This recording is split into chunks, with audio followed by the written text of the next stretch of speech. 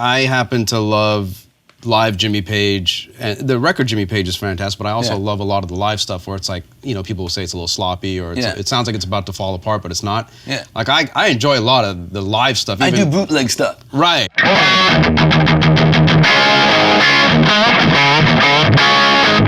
I do bootleg stuff because it's, I even do the whammy board thing in like On Fire, Van Halen.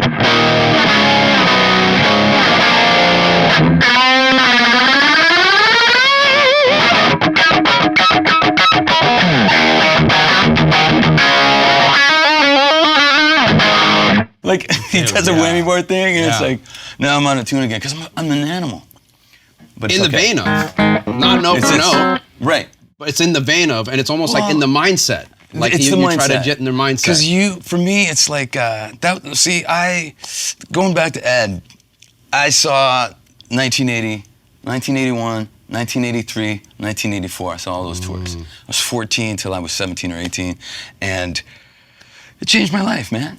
Yeah. It was not only him playing the most ridiculous guitar you ever heard or saw, it was him sprinting across the stage doing it, and climbing PA stacks doing it, and running around and sliding on his knees, and I'm like, this is insane. And you got 3 other superheroes flying around the stage at the same time. Yeah. It's like, it really raised the standard of what I expected. And then when I started performing, I'm like, you know what? I'm going to go on stage and I'm going to deliver what I want to see when I'm in the audience. That's a great statement. Well, thank you. Thank you. That's great. That's great. Yeah. That's it. People go, how you like that on stage? I go, dude, I'm a fan. That's what you want. I want to be in the front row and be entertained. And I'm delivering that. And then, you know, when you work on licks until you're blue in the face, they really don't become a part of you until you go on stage and perform them, or at least jam in a room with them. You know, then it becomes, oh, now I get it. Now I got a band playing, and now I know how it feels, and that actually doesn't feel that right when I get there, so I'm gonna fix that. And that's when stuff becomes you. Yeah. And there's so many closet bedroom players that don't experience that. And I hope at some point they all do. It's a whole other range of work that has to be put into it, because now it's almost like double the work has to be put into where this can happen without even thinking about it. Right. Because all the obstacles. Right. Is the sound going to be great every night? Right. You got your in-ears, even if you're in in-ears. The monitors are never great, but in-ears, I hate in-ears. It just sounds so sterile to me, and you don't get to hear the audience. Are you not using in-ears? No, I am. With Bon Jovi, I use in-ears, and like when you play Wembley Stadium, like we did in 2019, and it sold out and it's 82,000 people, you can't hear them because you got you're plugging your ears with their in-ears, right? Yeah.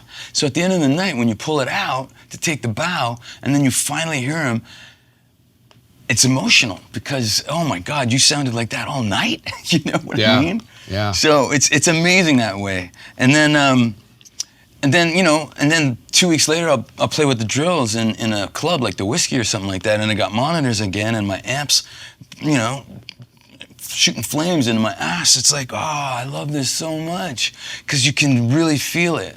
Yeah. But with in-ears, you don't really feel it. I mean, I guess it'd be like an advantage if you were for vocals, maybe, because you can really hear over the mix. But yeah, I know what you mean. Yeah. Just having the air moving behind you, or just feeling it, and then you're a little disconnected from the situation. You want to hear something crazy? Overdrives. There are overdrives that work great when you're standing in front of your amp and don't work great in your in-ears. Whoa. Crazy, right? Okay. I'm like, oh shit, I need a whole new game for this gig.